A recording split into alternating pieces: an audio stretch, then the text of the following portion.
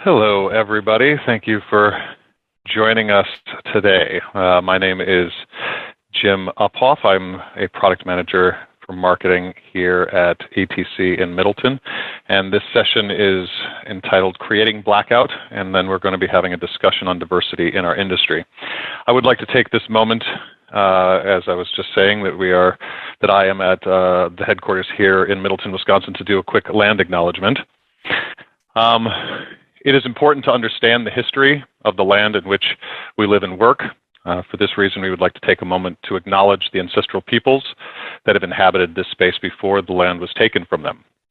The following list that you can see on your screen includes land acknowledgements for each of the participants in the following session. Here in Middleton, Wisconsin, where we're located here at ETC's headquarters, this is the native ancestral lands of the Ho-Chunk Nation. The Ho-Chunk Nation is also known as the people of the sacred voice, or the people of the big voice, and they currently have tribal members numbering over 7,800 people. So thank you for that. Great. I just want to say a quick word on today's session and why we are here. As artists and supporters of the arts, we are storytellers. We use theater, television, movies, and other mediums to share our lived experiences with anyone who will listen. What is clear is that the opportunity to share or participate in storytelling is not equal for all members of our community. The events of the last 2 years have shined a light on what many in the industry, and more importantly, or more to the point, what many of those who have been left out of our industry have known for quite some time. Like most of society, we have a diversity problem. At ETC, we are exploring what we have been doing that helps with this issue, as well as what we need to do better. As we try to improve what is happening within our walls, we also look to the markets that we serve to see how we can move the needle elsewhere. This work can take many forms, from paid internships, education and outreach, or charitable donations. There's no agenda for today. While this conversation may be uncomfortable for some people, we feel it is an important one to have, and we are glad that you have chosen to join us. Today is about looking forward, while still having an understanding and respect for our personal and communal histories. As with most things, change starts with conversation and understanding, and we hope that our amazing panel of industry leaders can give some insights and perspectives so that we can all know each other better. This is how we move forward together to create a stronger, more equitable industry. So with that, let's begin. We're going to start with a presentation by Amber Whatley about how she became a lighting designer and educator. And we will be back afterwards to begin our discussion. Stand by.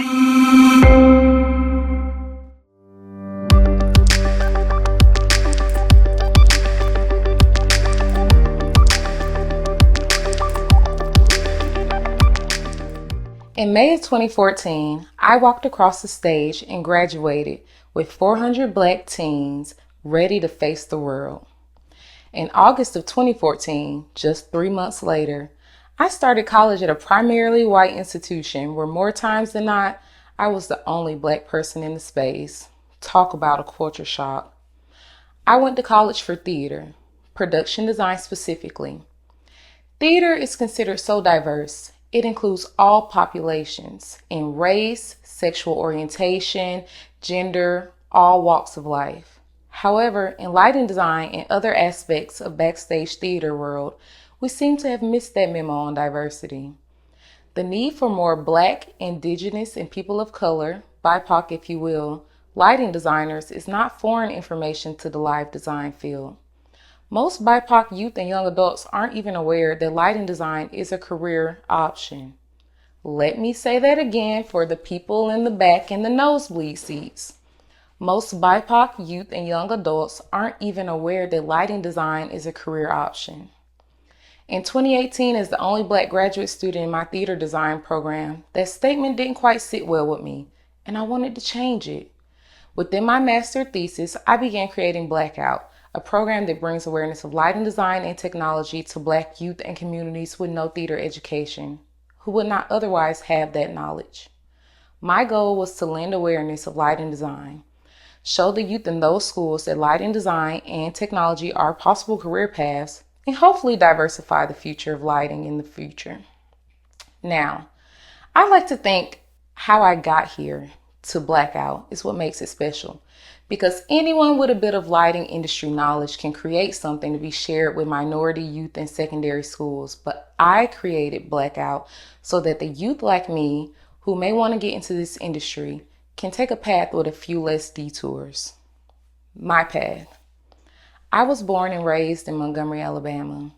My grandparents had a 4-bedroom home built just a year before I was born, and I lived there with my grandparents, my mom, my aunts, and my cousins. Though we were tight, we had everything we needed. In grade school, I hopped around a lot, switching elementary schools 4 times in 6 years, going back and forth from the magnet schools to the Title I school closest to my home.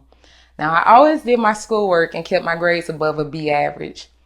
But if I wasn't stimulated, my mind would drift to other things, like talking, playing, creating theater in the classroom. My guidance counselor advocated for me to re-enter the magnet school, which is how I ended up at George Washington Carver Elementary Performing Arts and Magnet School. While there, I had to choose 2 fine arts to pursue. My choices were band and drama. The last 2 hours of our school day were dedicated to one of those electives every afternoon. I believe I chose wisely because both music and theater are still important in my life today. I was 10 when I learned about theater, stage positions, monologues, stage management, and even lighting. My teacher in the drama department was a Black woman. My first theatrical role model was a Black female, and I never knew how rare that was or that I was lucky for the way that it had worked out in my favor. She gave me my first ever lighting experience. I was a lighting board operator and I didn't even know it till college. She gave me a walkie-talkie, sent me to the control booth, and said, when I say G-O, she spelled it out. I had no clue why. Pull all of these down to 0. And she was talking about the faders on the light board. She gave me the go, and I did not disappoint. I pulled down every slider, light switch, breaker in sight. The stage was in total darkness, and so was the house in the lobby. But that was my introduction to what I would end up pursuing for life. Going into middle school and high school, I was back in the public school. The Title I school is closer to my home. And the only form of art we had available to us was band, choir, or fine arts. I missed theater, but because I was familiar with it from elementary school, I knew it was something that I wanted to do when I went to college. Now, let's just say I was a bit ambitious to go to college for production design. I was familiar with it, but I wasn't truly aware of what it meant and had no formal knowledge from school. I went to SCAD, Savannah College of Art and Design, and I was struggling with identity and imposter syndrome, and it didn't help to face the fact that by college, I was already well behind my peers who had theater programs in middle and high school. So I took all my core classes, no specialty classes. I never did any of the shop training, but I finally decided to assistant stage manage on the show my junior year. I didn't quite like it, and I dreaded the thought of taking the lighting design courses. So many people had told me that the lighting design faculty, she's a stickler, she's super hard, you're going to hate that class. When I finally took it, I realized that the dramatics were for no reason. I loved lighting. I took 6 lighting classes within the year before I graduated, but that still wasn't enough, and I wasn't ready for a career in lighting. Grad school was suggested. I went to UT Austin. If I felt behind my peers at SCAD, UT made me wonder, should I even be here? And I was a quitter before lighting, but I knew I loved it because I would never give up. I learned to draft at UT, and it made a world of difference in my design career. I learned to fully put myself into the design process.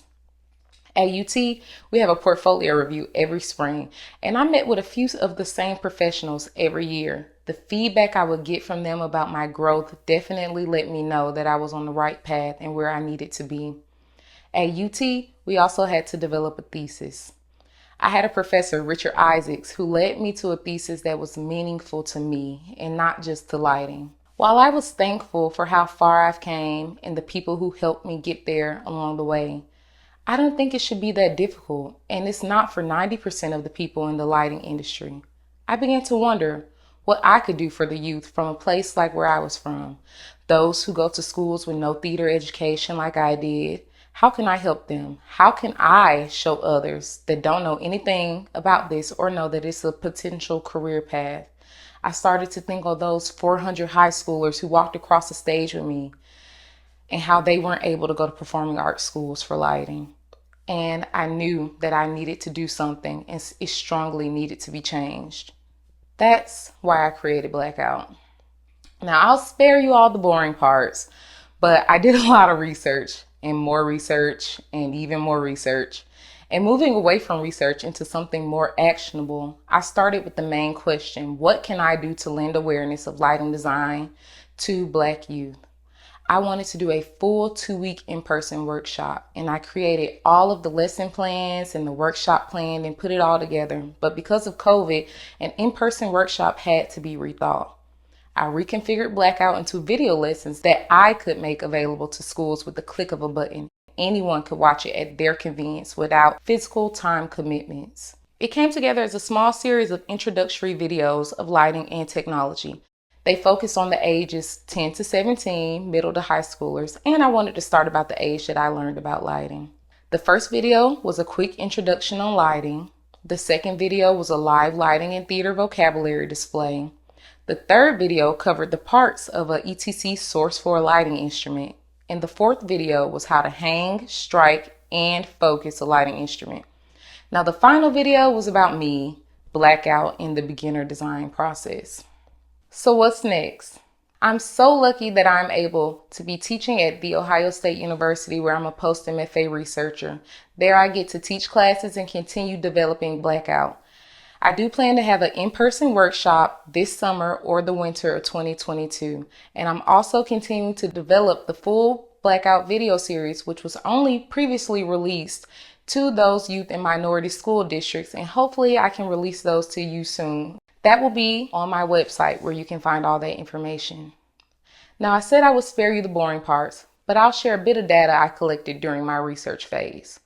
I surveyed 10 Black female lighting designers, and I asked, do you believe it's our responsibility to bridge the racial gap in our industry? And while everyone said yes, there were many that believed they weren't in a position to incite change. I want to break that narrative. Everyone is capable of making a difference. Yes, there's great significance in Blackout being taught by a Black lighting designer and centered around Black youth and minority communities. But if there's anything that this process in Blackout has shown me, is that there is no limit to the things you can accomplish. And if you just try, that your path is what makes you the igniter.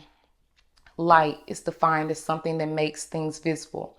But for so long, lighting and other backstage-centered careers have been in the dark.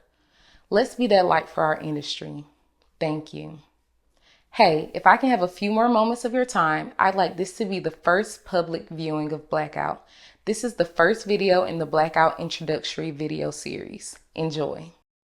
Hey y'all, my name is Amber Whatley. I'm a lighting designer, and this is Blackout. I'm here at the University of Texas at Austin. Let's talk lighting.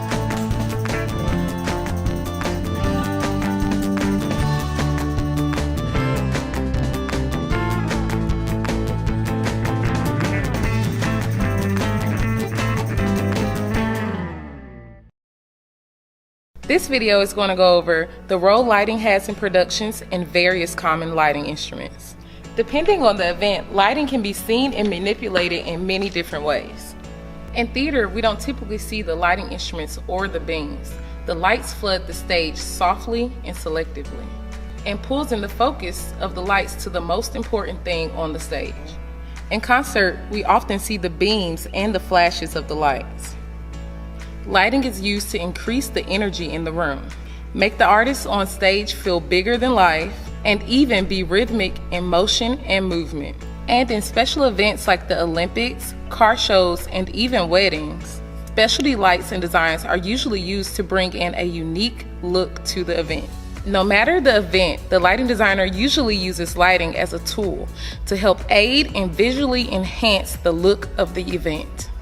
Now let's talk about some of those tools.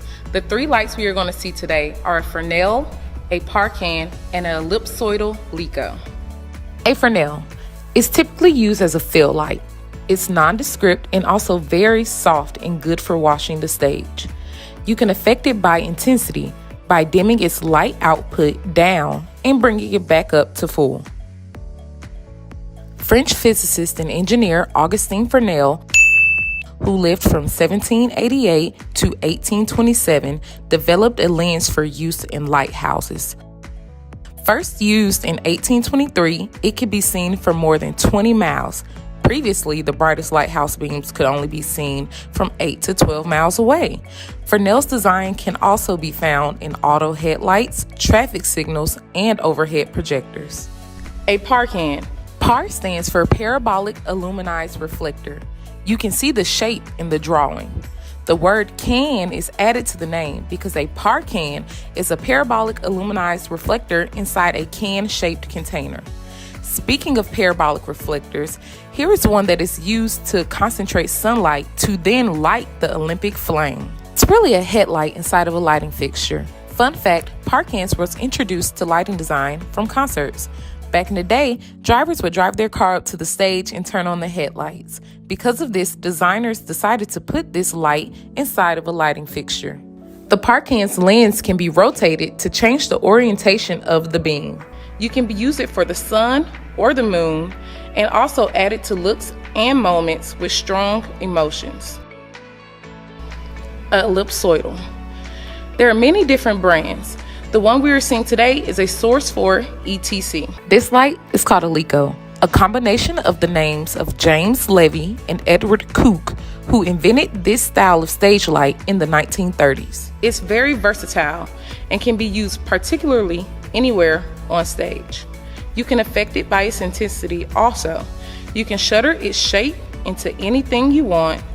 There's also a barrel or a lens tube that you can adjust to have a soft or a harsh edge on your light.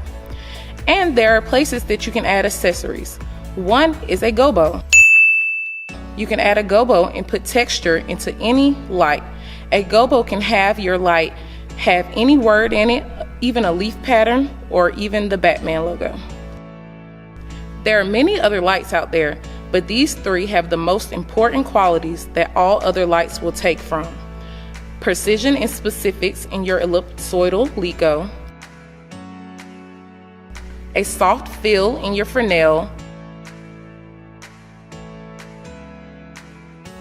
and strong statements of emotion and imitation of natural light in your parcan. Thanks for tuning in. Please check out the other videos in this series for a deeper look at lighting design and tech.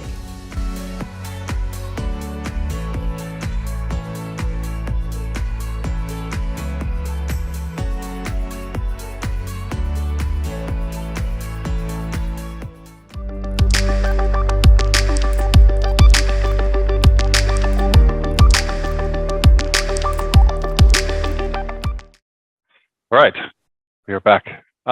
So you saw that video. That was amazing. I just love that. I love the introduction part. I love the actual Blackout video, the little ding. It's great. I love it.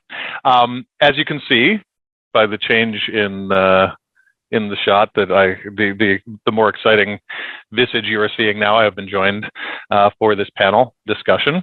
My co-presenter today may be known to some of you.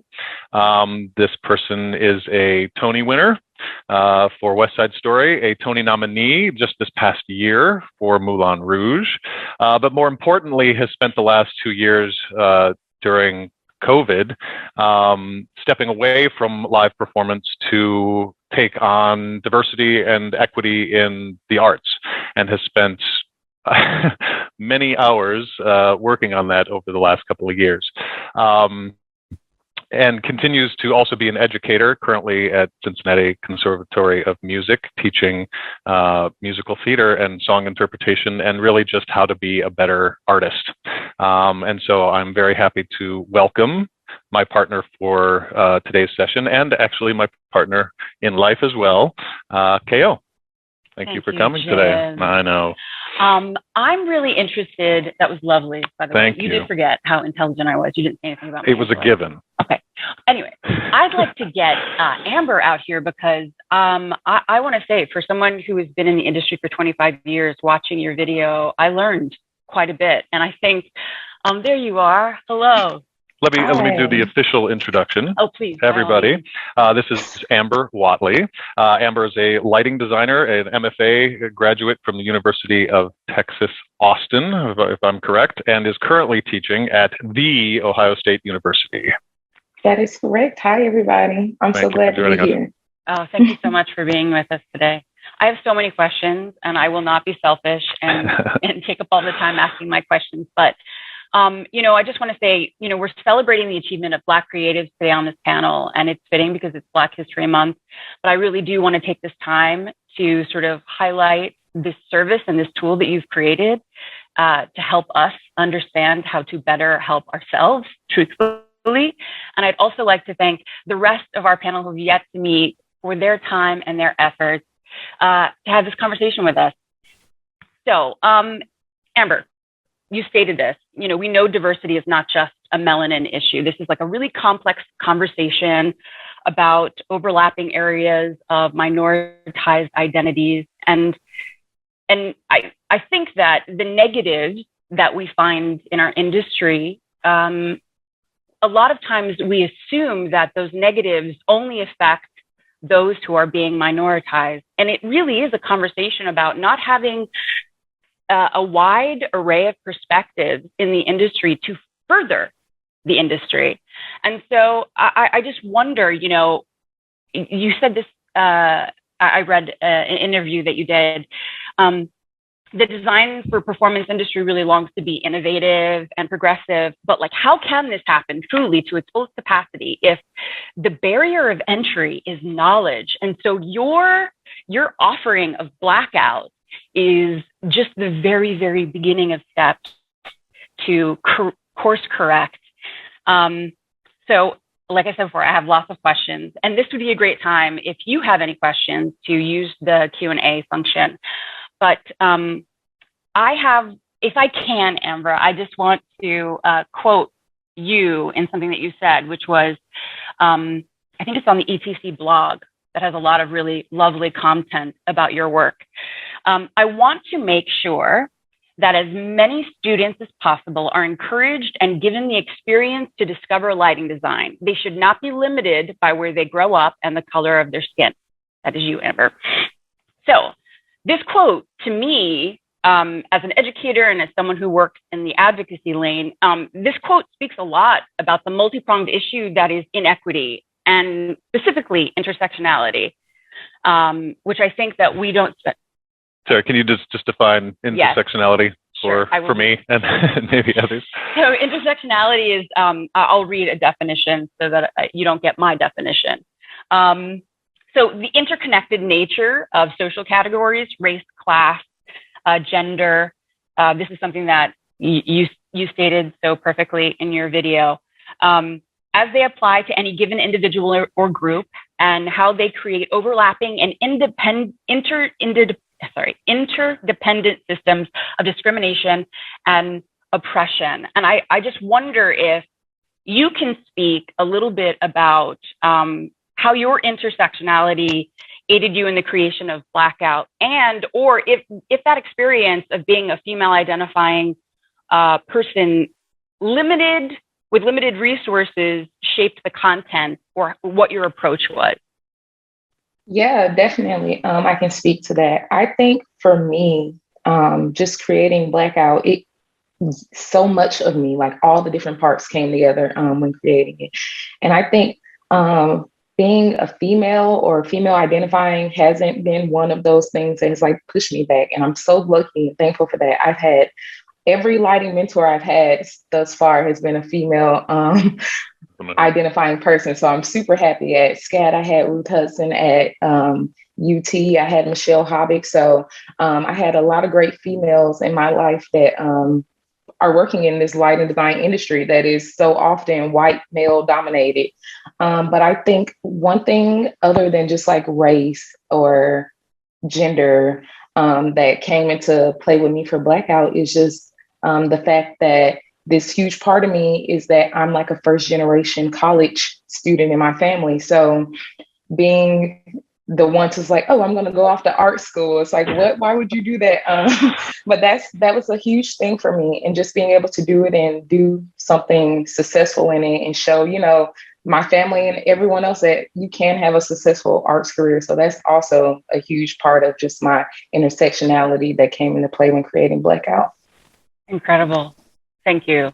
And I really, in your, I'm not sure if it was an interview. I've read a lot about your work, so I'm trying to figure out where it was exactly. But I remember there being a conversation about, moving from school to school. And when you moved from one school to another, there were not the resources for arts education. And I think that that's another thing. And that sort of plays into your quote about, where they grow up. I know different districts have different kinds of resources. And so I think that that's another conversation, because when we really do talk about diversity in this industry, what we're talking about, we're highlighting the most minoritized identities like yourself, but we're also saying that this is everyone that didn't grow up with generational wealth, So yeah, that's really important. Thank you so much. I'm also someone who is just recently, college was not in my purview. And I finally graduated just this year. So I definitely congratulations. Thank you. Big moment. For real. But I understand like the weight of that. And also, it must have been such a huge pivot for you to not only be making a choice to go to college, but then to go into such a chaotic field of the creation of art. That is, talk about bravery. And I'm glad that it's paying off for you. And I'm so glad that you are an educator in the field, because there are so many people who are looking to you and really knowing for the very first time that this is something that they may have passion for, but that they can actually make it happen. So thank you. Exactly. Thank you. Yeah. I think this is a good time for us to ask the rest of our incredible panel to join us. Yes. Let me do the introduction. Let me just make sure I'm not, yeah, there we go. First of all, if we could bring in Kirsten Dillard Scott. There we go. Kirsten is currently an outside sales for Barbizon Lighting in Alexandria, Virginia. And our last panelist is Corthell Clark, who I believe is joining us as well. Corthell is the Associate Professor of Theater at Dillard University and a good friend of ETC's as well. We appreciate both of you for joining us today. We actually have a lot of questions coming in, which is great. I think you had some questions as well. Do you want to start with one, and I will pick one here out of the list if you have? Well, I would love to hear from, each of our panelists. Yeah. I'll give like a brief little questions so that we can get around and we can know a little bit more about your perspective. But, we're talking about different lived experiences and perspectives, and, the transformation of our industry hinges on that. So can you give us sort of, each of you, some specifics around your unique experience and how that aided to your contribution into the industry? And if I could, let me add, because their question came in, which I think would be a really good way to have each person address this issue, because it's pretty succinct. And I think along with introducing yourself and answering that question, we were asked, what does diversity and equity in the arts look like to you? And I think that is probably a very personal question to each of us. And so that might be a good one as we go around as well. If each of you could comment on that, that'd be great. Why don't we start, Amber? Why don't we start with you? Okay. Introduce myself. Hi, I'm Amber Whatley. We've done that. Diversity and equity in the arts to me. Wow. I recently took a trip back to Austin, Texas, since that's just where I graduated from. And I've been doing a lot of work in the local theaters there. And I worked with Ballet Afrique, which is a small African-American dance company. And while I was sitting in the rehearsal, recording and taking notes to design their show, one of the kids, and they have children from age like 2 all the way up to grown adults, one of the little boys, he was like 3 or 4, he came up to me and was like, excuse me, can you tell me, how do you design lights? And that just like melted my heart. And I think, honestly, that's just what diversity in the arts looks like to me, just being able to affect someone that young and let them know, like, this is what it is. Come sit by me the whole time. You can't even be a dancer anymore. You're my assistant lighting designer. That's just like my current take on it. Should I pass it to someone? I would love Please. to hear Cordell's thoughts. Yes, I'm almost in that same line. Earlier, Kirsten mentioned how some of us in this room are sisters from the same mister. I did my undergraduate at Prairie View A&M University, an HBCU, and I spent 2 years in graduate school at the University of Texas before I moved on to finish my MFA at the California Institute of the Arts, Cal Arts. And with my meager beginnings in the state of Texas, where sports was like the biggest thing, and I was told to be a football player, and I did it, but I wasn't interested in it. I passed by a theater, our high school theater one day, and I saw the stage turn from blue to red to green, and I just stopped in my tracks. I said, how did they do that? I want to change the color of the world and be in control. So that kind of migrated myself to the theater and away from sports. And then I started to understand that when you can be in control of something, that helps you move forward. And in theater, as we all know, it's a collaborative art. So when you can change things under your own control, that helps you move forward. And that was one of the beginnings of my meager beginnings in theater and entertainment, is understanding that you can control things. Some things we can't control, especially when we look at understanding equity and diversity, which can get as deep as Texas oil, so to say. But when you can control things, this is where opportunities meet preparedness. And that's a quote that I live for and live by, that when opportunity comes, if you're prepared, you can make it happen. Now, you'll have some things that you'll have to overcome and deal with. But knowing that helps us move forward. So in essence, that's how it all kind of began in my way, of understanding that there's an outlet, and theater is a collaborative art. And once we learn to collaborate, that's when the art is created and that magic happens. So I'll pass that on, I guess, to Kirsten. So boom, to you. Hi, Kirsten Dillard Scott. My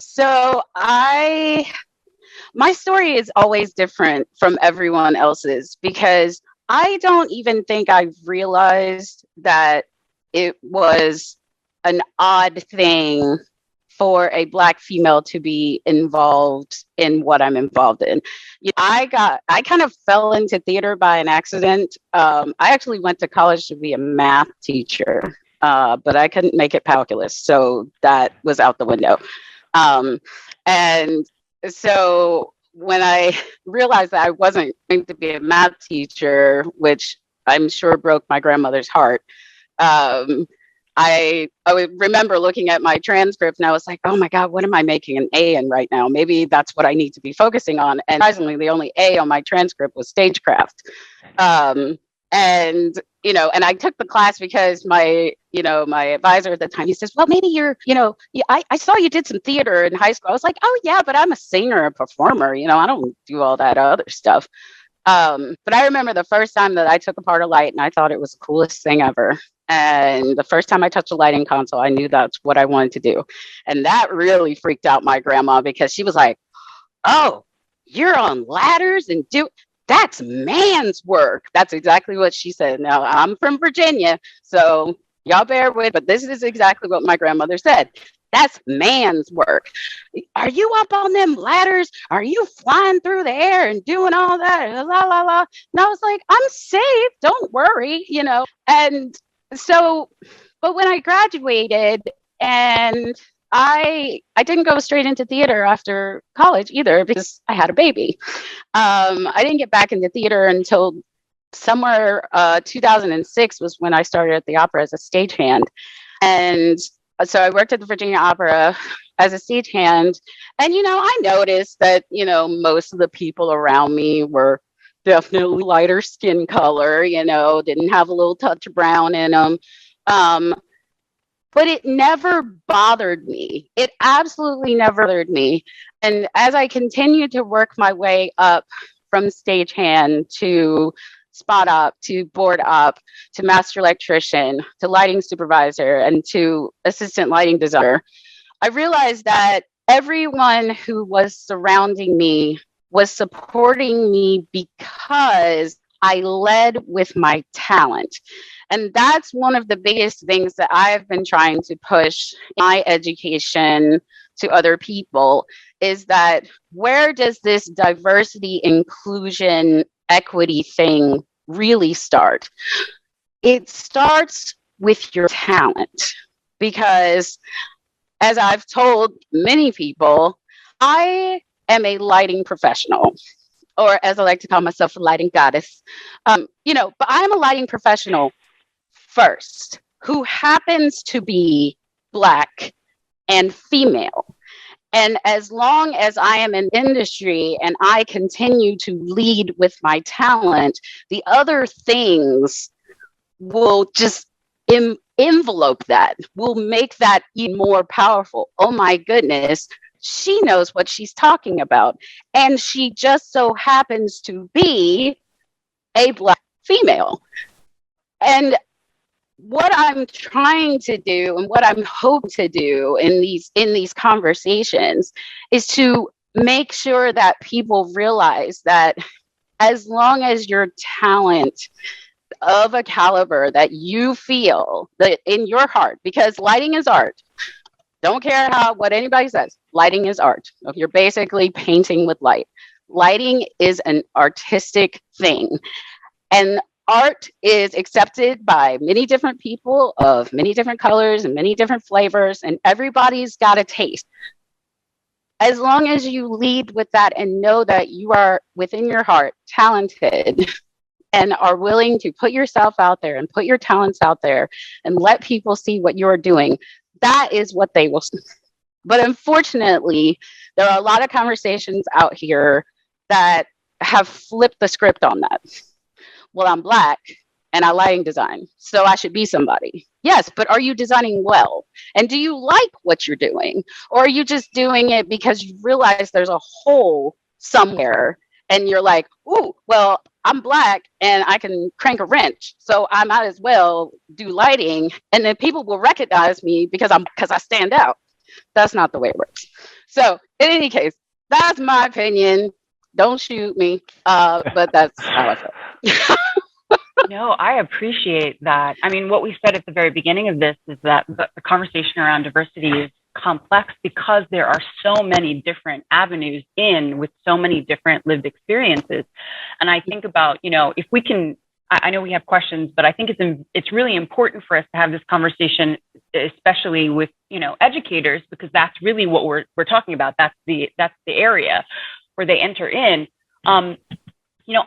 I wonder, in terms of what Amber has already sort of stated, trying to skirt around getting into the institution and then trying to skirt around this feeling of being underprepared based on what was available to her. I mean, it's evident that we know what Amber is capable of in terms of what she's already created, but this was someone who wanted to progress, but was not in a place where the means and the resources were made readily available. And so when we get into educational spaces, I wonder about the conversation is happening with educators now in terms of like culturally responsible teaching practices and really trying to set every student up to enter at whatever level they are in, and then sort of like guiding them. Is there anything around that? And Corselia, I'm sort of pointing this towards you since I know that this is sort of your wheelhouse right now and you do so much in education.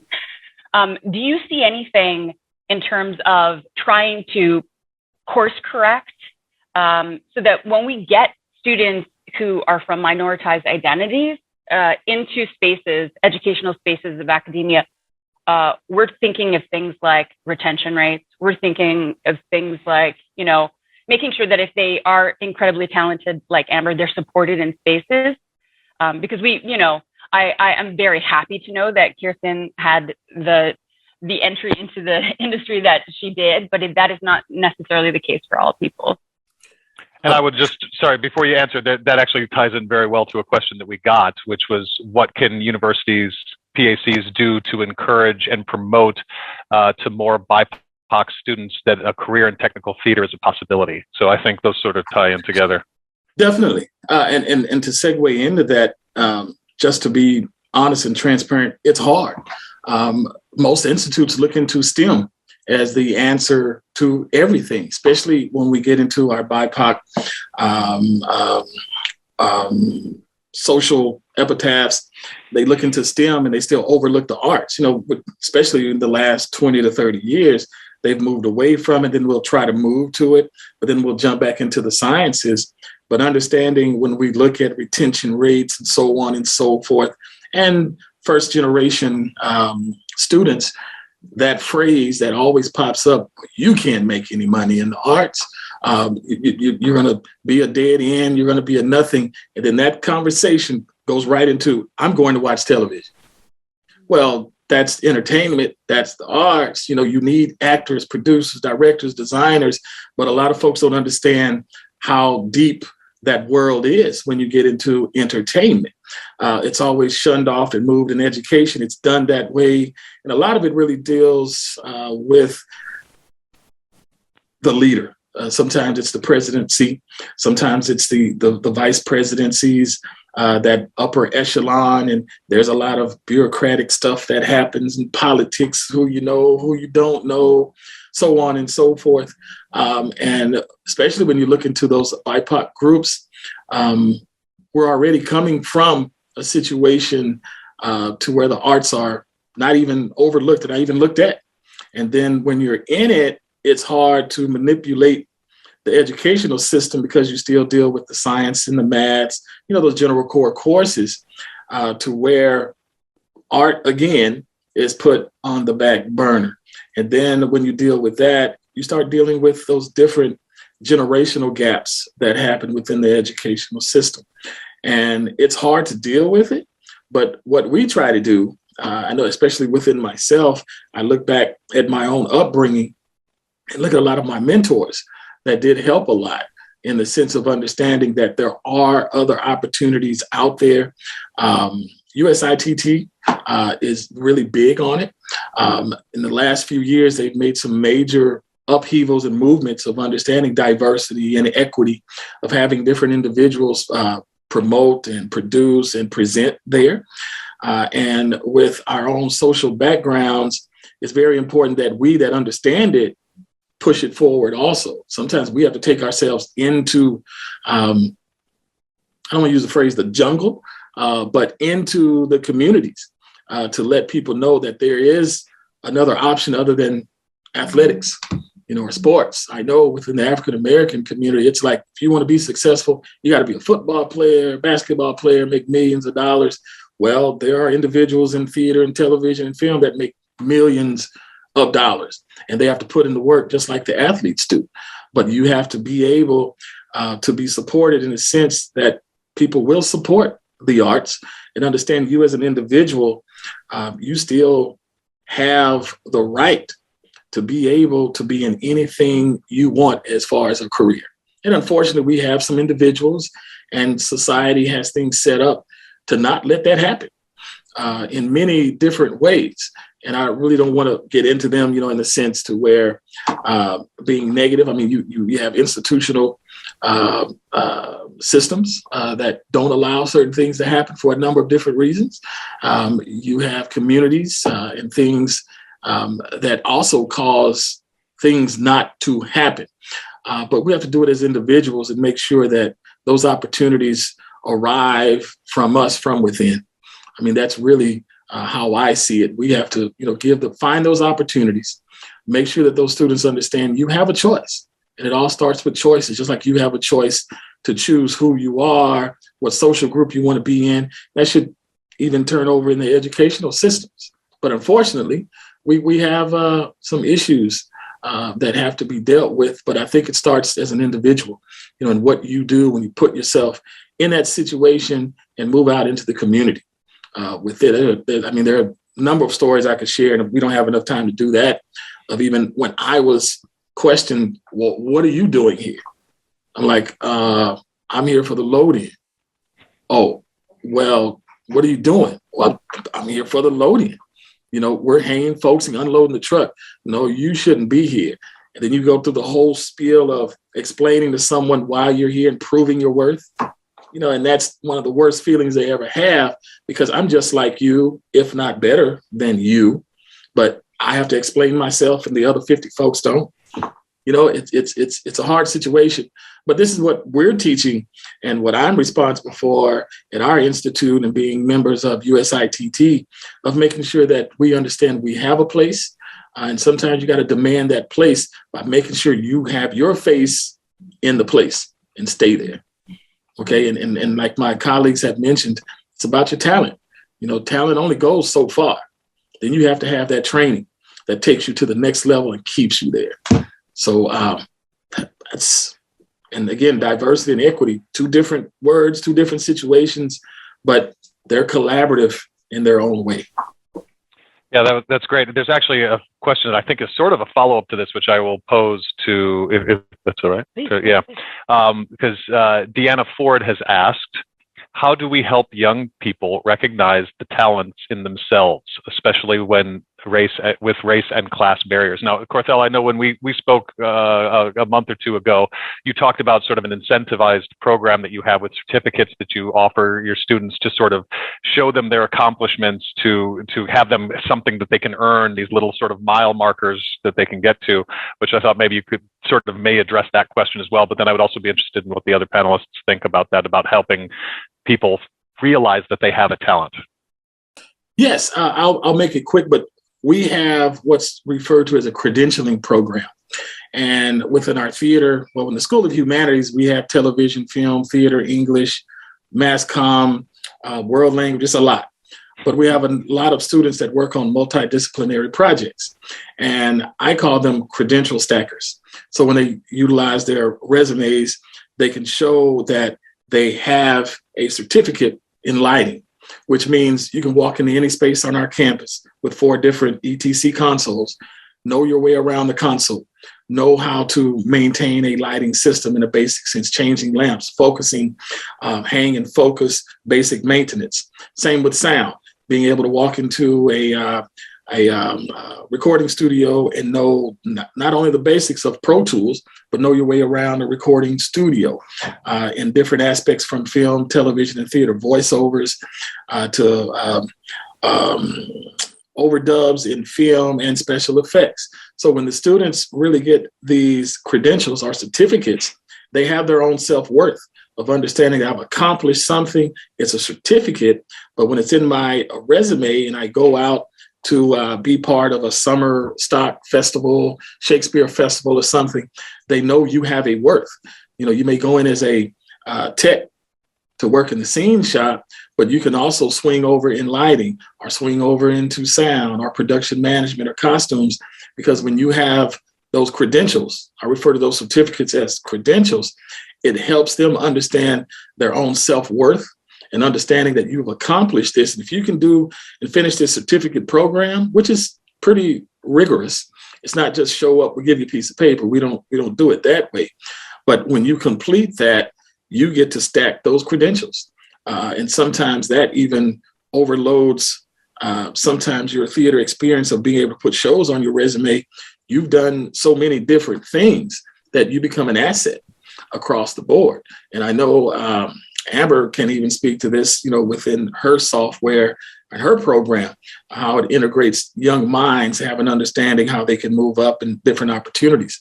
But in our certificate program, it's been a win-win. We've had people from the community come in and say, I want to learn what my son has learned, because they've even helped solve electrical problems at home of learning how to rewire, a cable, a pigtail from an instrument. So we want to learn that too. Then universities, local community colleges, community theaters, some are equity-based, some are not.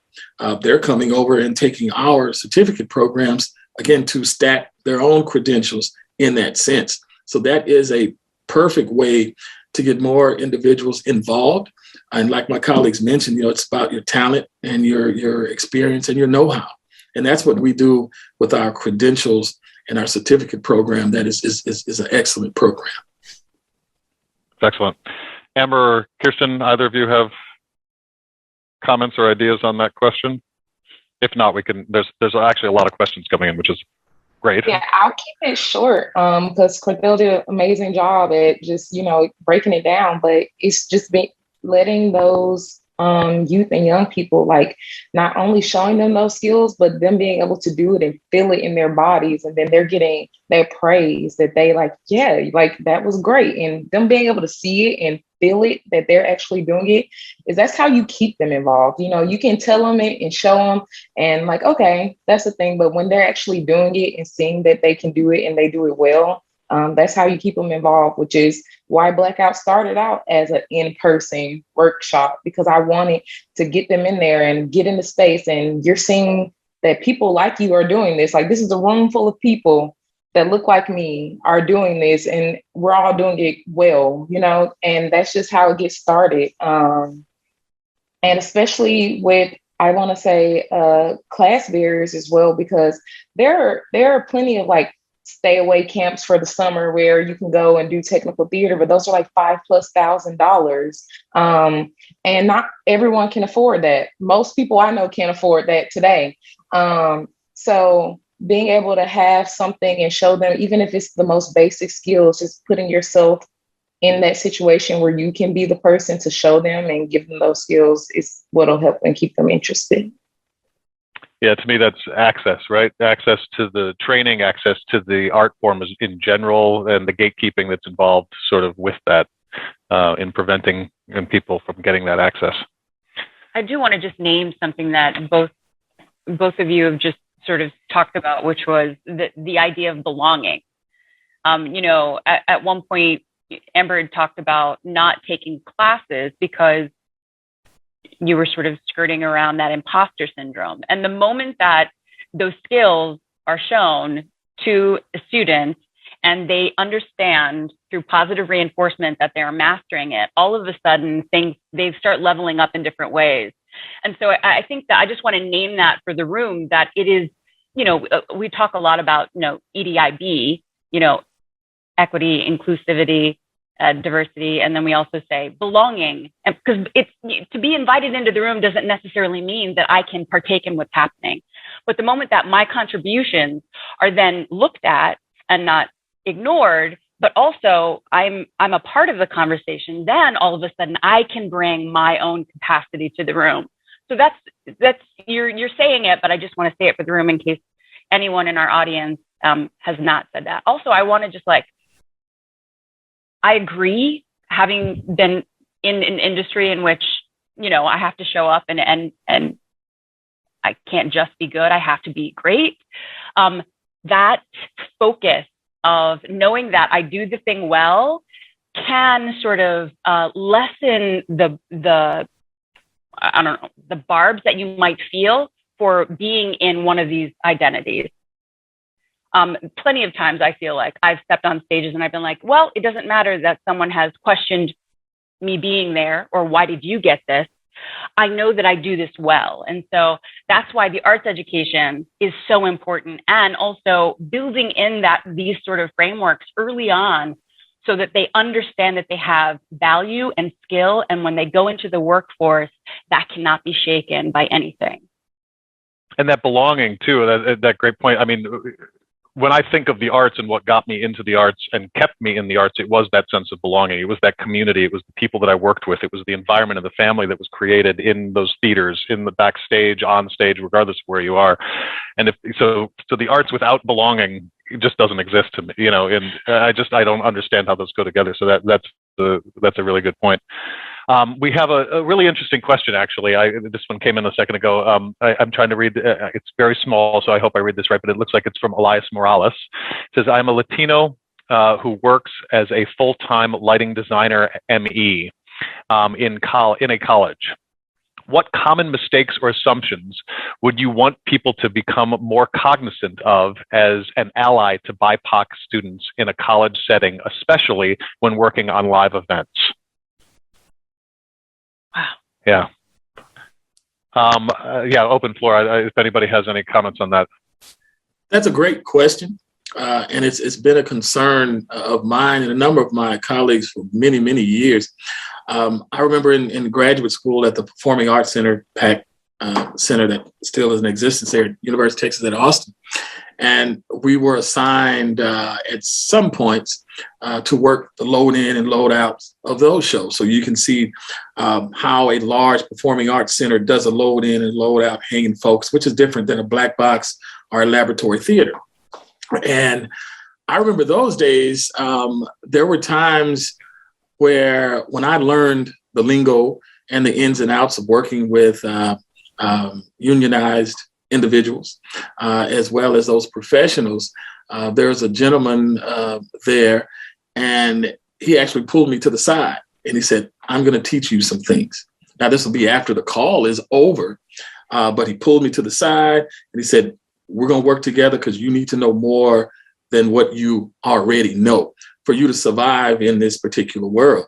And to Elias, I would really highly suggest of pulling those BIPOC students together and working with them individually as a group, because when you work a live show, every live show is going to be different, because every union crew has a way of operating. Every truck that rolls in has a different crew and leader. And then, when you're dealing with grievances, you got to understand what those grievances are within the union world. And when you know that information, it's all about sharing it out.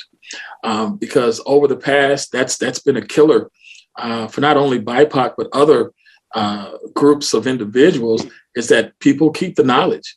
Sometimes they keep it on purpose to keep you down and keep you behind and keep you at the back of the bus, just to use that as a phrase.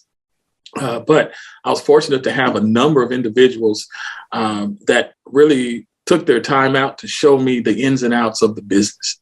And I would highly suggest that, because that's how you will become more cognizant and be able to recognize or filter out when certain situations are already happening that you may not be able to speak out about, but you can recognize them and then understand, well, this is how I'm going to get better. And again, it's an individualized thing that sometimes we have to take that ownership and say, I'm going to make sure that my folks or my people or anyone that has just an inkling of an interest, I'm going to pull you together and we're going to grow together. And that means a lot, and I've done that. And fortunately, a lot of my students that have gone on to grad school and professional careers, they do the same. They pull those folks together and say, we're going to get together and we're going to learn this and we're going to get better. And as you show up, you get a chance to show out. That's wonderful. I agree with that. So when I was in college, so I went to Randolph-Macon Women's College, which is now known as Randolph College. And at the time it was a women's college.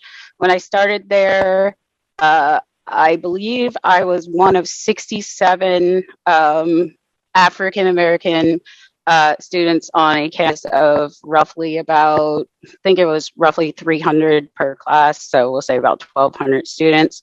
I was one of three in my graduating class of theater majors, was the only person of color. But what I want to say about that university setting is, I had professors and I had advisors, but the people I learned most from, the other women, were the other students. They inspired me, and I was so fortunate, I think, that color wasn't an issue. They just saw that I wanted to learn, and they took me under their wing and they taught me. And I was taught by two Asian women, a Caucasian woman, like people of different nationalities. And, in my college life, I felt like I was inside a bubble. We had this saying in my college, behind the red brick wall. None of that stuff ever became an issue, but I see it in a lot of settings, in a lot of university settings, because I do a lot of like educational trainings and things like that. I can always, almost always in a crowd of students, I can almost always pick out that one student that is so into what you're saying, just literally doesn't blink, staring at you the entire time.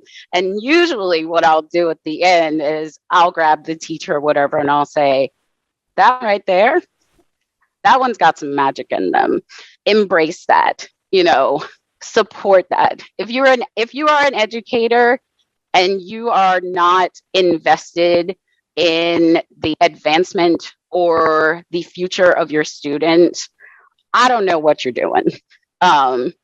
Every educator needs to be invested in every student, no matter what color they are. And if you are an educator of color and you're recognizing that you have people of color in your program, this is a wonderful way to become part of their lives, become more familiar with them.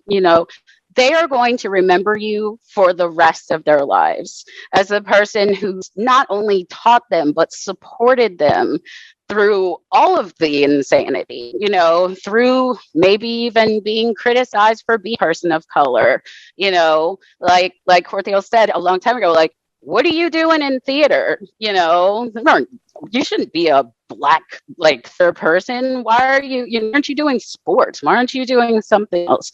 But having a person inside of an educational facility that is willing to love you and support and be with you and, do everything for you, anything they can possibly do, starting programs and getting you out there. I had an advisor that was really wonderful. I wanted to learn sound design as a part of my degree. It wasn't a thing, my college. And he actually went out and found someone who would come in and teach me as an independent study because he recognized that was something that I really wanted to do.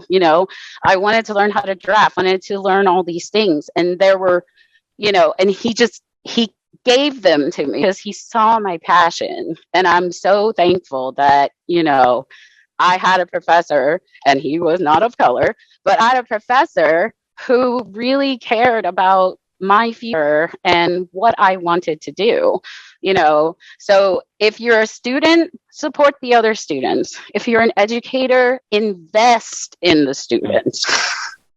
That's great. And I appreciate the segue because speaking of audio, I've been asked to adjust. You're just a little quiet.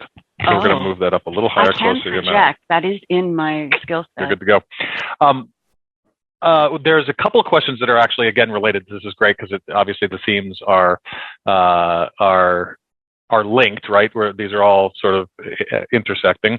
So the top voted question right now is how can we move the needle specifically in regards to hiring? Unfortunately, I am flooded with applicants who are typically white and college educated, not leaving much room for diversity hiring. Thoughts? And then another person, Jonathan, I think it's Jonathan Harper.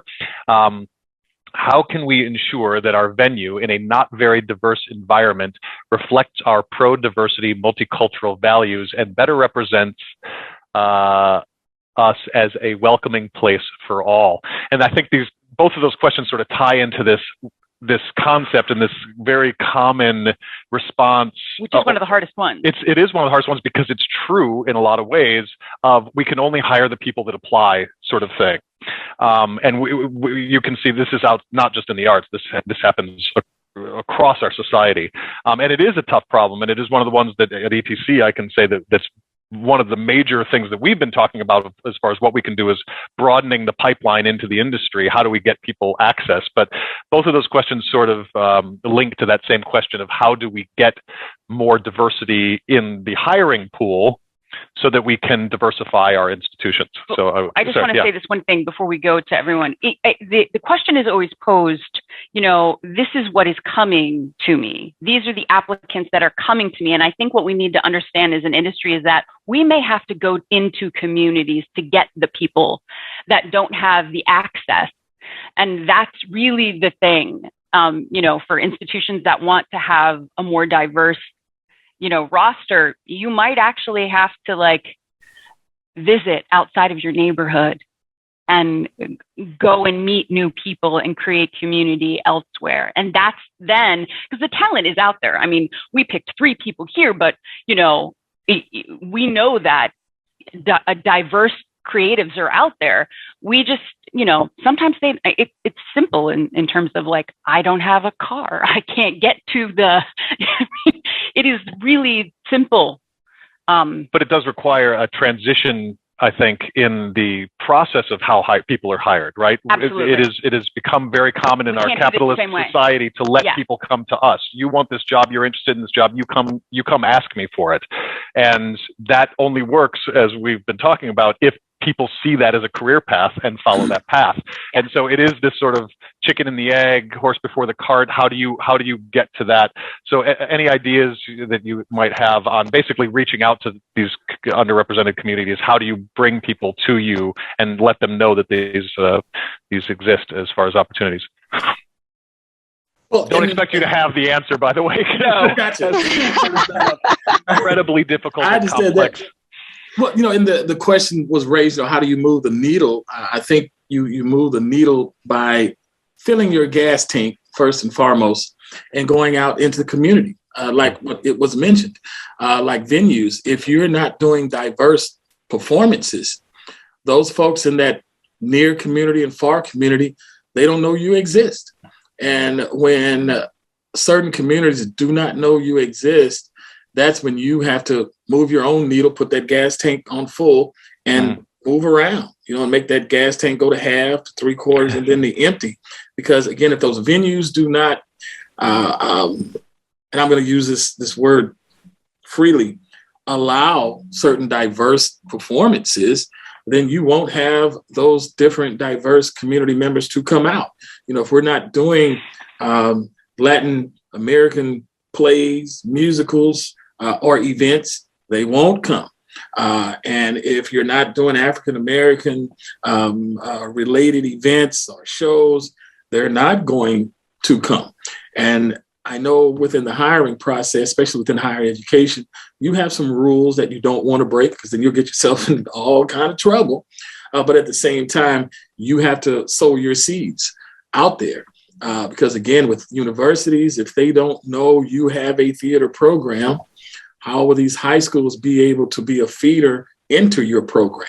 You got to get out there and shake the trees, look on the internet, follow social media, find out what's hot, what's not, what are the hot topics, what's going on, and be able to do your own homework in that sense of being able to move that particular needle, especially within education, but then also in venues. I mean, you have some very nice performing arts centers across the country. Some of them are in small towns that you would never think would have a 1,500 seat theater with top of the line technology in the space, and they have no one to run it but 3 people that live 4 hours away. And it's like right down the block, you have folks that have technical degrees or technical experience, but they don't know what's happening because that interior sense of not going outside of the wall or the red brick wall, as Kirsten mentioned, if you don't go outside of those barriers, you won't know what's out there. And it gets a little scary because sometimes you don't want to go too far and say the wrong thing to the right people and they take it a different way. It's something that has to be built from the inside out because it does exist. And again, that's how you would move that particular needle. And again, leadership, artistic directors, they have to have that insight also. If not, then it's only Hello Dolly in Oklahoma that's being performed across the country all the time, and it's much more than that out there. There's nothing wrong with Oklahoma at all. Cut my teeth in many of those summer stocks doing Oklahoma 10 times a summer. So there it is. We are getting a flood of questions and we only have about 15 minutes left, which is great. I appreciate this discussion. It's very lively. It's very diverse in the questions that are being asked. So this is great. But I'm going to go to the next one here. Somebody wrote, I'm lucky enough to work with just a handful of women lighting designers. So for the female identifying on the panel, have you found entry barriers via gender as well? This was addressed a little bit before, I think, or commented on a little bit before by Kirsten, but that question has been asked as well. Yes. Sort of. So in between all the other crazy things I used to do, I also worked live events for the Virginia Beach Amphitheater in 2006. And I was one of, I believe there were 5 women identifying people on crew there. The crew chief was actually a woman. And so when I started there, I said, oh, okay, whew, maybe I'll get to run a spot instead of just push boxes around. And, I think the crew chief at the time, she heard some rumblings, and I'm not gonna lie, she used to scare the devil out of me. I mean, she was this tiny blonde woman. She always had this clipboard, and she always talked like this. She was just very, very aggressive. And I'll never forget one day I made a mistake. I was letting some feeder coil into a box, and I flipped the coil the wrong way, and she grabbed me by my arm like she was my mama, and she says, look here, girl, I'm gonna need you to be just as strong as these boys out here if you want to make it. You've got to be, if not just strong, twice as strong as these boys out here. She scared me so bad. I had a 40-minute drive to the amphitheater. I had a 10-pound weight that I used to keep in my car, and at the time I drove a Ford Explorer sunroof. I actually used to do I had my 10-pound weight while I was driving, and I have my arm out the sunroof literally doing arm curls as I'm on my 45-minute drive. I got freaked out. I'd stick my arm out the window, and I'm doing curls. I was so nervous because I really wanted to be a part of that team. The other women on that team meant so much to me. We literally worked together all the time in all the venues around our area. We became like the team of 4. We were the 4, and we were the follow spot operators. 2 of us were the truss spot operators. 2 of us were up on the rail. It was like 300 feet away. And I never thought that I would get to that point. But I was so inspired, even though she scared me. She really did scare me. And now I hear that she's a nurse. So that's awesome. I'm sure she's taking full care of people, and I adore her so much. But in that instance of my life, because it was very intimidating to be not only a identifying female in that environment, but I'm almost certain there were less than 5 people of color. Almost certain. I can only think of one other one. And I know some of my are watching her because they're going to text me at some point. But I can only remember one other, and I know I stuck out like a sore thumb, but I could be just as strong. And the hand weight thing, that's a funny part of my story, but it's true because I really wanted, I was tired of people taking things away from me. I didn't want a guy walking up and taking the truss on my hands. I used to get mad. I would, I'm lifting a Mac 2K out of a case and I couldn't even do it. Here comes some guy and he's like, I got you, and he just sit up on the truss. I'm like, I'm going to do that. I can do that. And I will do that. And, so I think I got sort of lucky because the crew chief was a woman who inspired me to be strong, but it was also, of course, within me. I wanted to do that. And I'm going to tell you right now, Solar Frame Theater weighs 127 pounds. I can hang that by myself. So come on. I am. That's awesome. There's 2 more questions. We are getting short on time. There's a couple of questions that I'm going to combine here again, because again, the themes are similar. And I'm going to start, Amber, with you, I think, and then Kirsten. The second part of it was really addressed specifically to you, but I think it sort of applies to all. The question was, do you feel comfortable sharing any obstacles you may have had to overcome? And do you have any ideas on what could be eased for those issues? What could have eased those issues for you? Then the second part that's sort of related was, says a question for Kirsten. What happens when you lead with your talent, but you find that the door is closed for you because you didn't go to a conservatory or a typically white spaces. I think those are sort of linked in that in that we're showing you our talent, but we're still reaching an obstacle, and how do we overcome that? So, Amber, if you have anything to comment on that, and then Kirsten, if you want to follow up. I definitely feel comfortable sharing, I guess, some obstacles, and this kind of goes back to the last question and ties into the next one. Yeah. So going into grad school, I think there are about 15 people in our cohort, maybe 2 female identifying, with myself being one of them.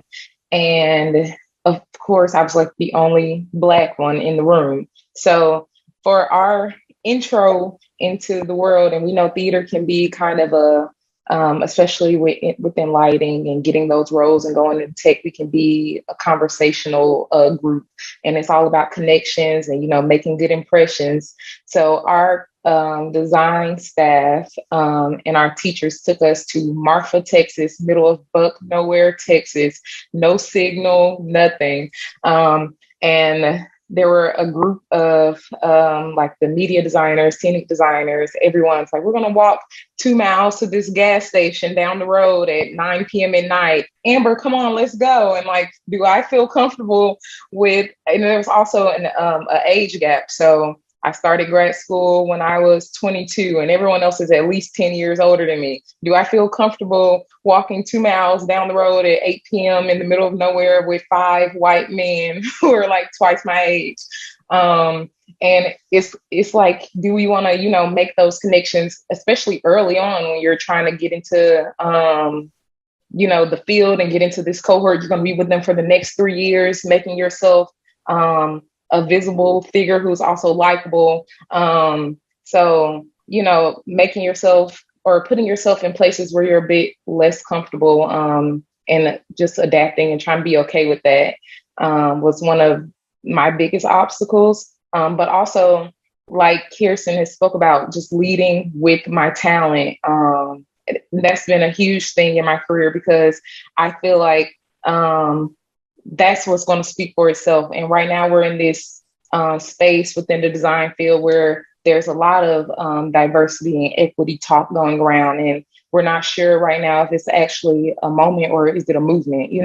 We're kind of in the space where we're not sure what it's going to be yet. And I might get this job that is hiring because they put something in about we want someone who is diverse or working in diverse spaces. But my talent is what's going to keep getting me those jobs and keep showing up.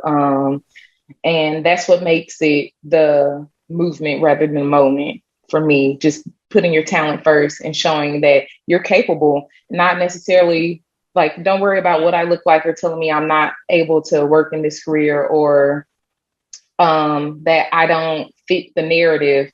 I don't have to speak to you about what I'm capable of doing. I can show you. So putting my talent first, doing what I need to do, not only in my job, but also on the stage. Yeah. And I'll let Kirsten continue with the rest of that. Kirsten, we just have a few minutes left if you can comment as well. Yep, I can narrow it down really, really tight. Number one, if you got to the door and the door was closed, I'm a strong believer that things happen for a reason. That door was closed for a reason. That was not the door for you. You need to go and continue to find the next door. How do you do that is number 2. Networking. Network until your face falls off. Hand everybody your business card.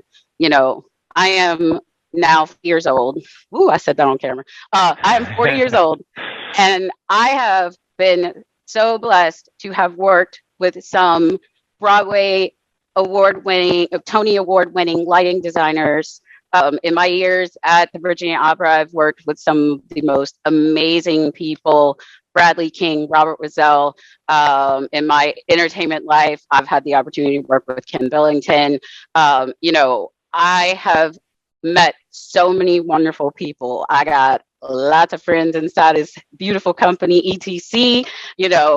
working for Barbizon the last 5 years has opened up my networking even more. And I mean, we just found out off camera, like we all have like a separation, or we all like somehow we have a person that we all know. You know what I mean?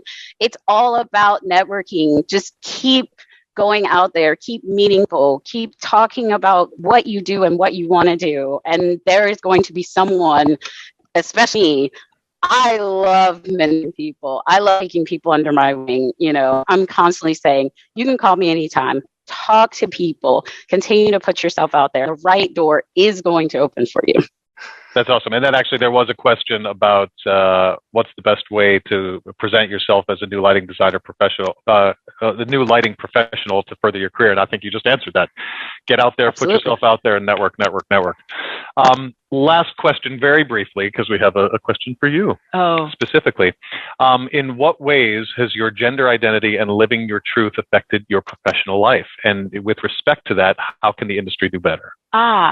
So I neglected to state that I use they, them pronouns, and I am non-binary. I will say this, I spent 25 years in the industry putting on lots of costumes, and I was really shocked to feel that when I was not in a costume, I still felt like I was in a costume. And it was through this long sort of period in which there was a lot of silence that I realized that I can just be whatever I want. And so I think that sort of, truthfully, this goes back to what Amber was talking about, which was that sort of, that imposter syndrome. Understanding that however I present is how I present, and my skill level and my intellect and my excellence will always lead out. So I think that, the big takeaway for me would be if we can start really looking at the skill level, the excellence, the hard work that's been put in, and we value that in spaces, I think that we'll be better off.